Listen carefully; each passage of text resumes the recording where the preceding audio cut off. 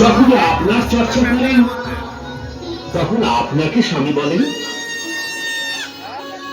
রাম অবতারিত উনি আপন হাতে রামেশ্বরে আপনার স্থাপনা করে আরাধনা করেছেন। আর এখানে এখানে আপনি ওকে স্বামী বলছেন।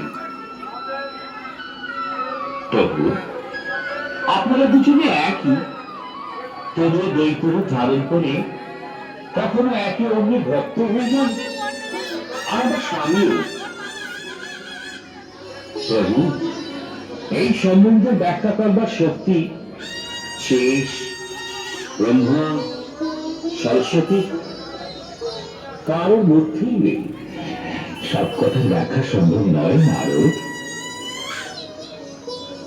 প্রত্যেক কল্পতে যখন উনি অবতার ধারণ করেন তখন আমি ওর এই বালক রূপের দর্শন করতে অবশ্যই যাই, কারণ যে এই রূপে ওর দর্শন আর কখনো হতে পারে না।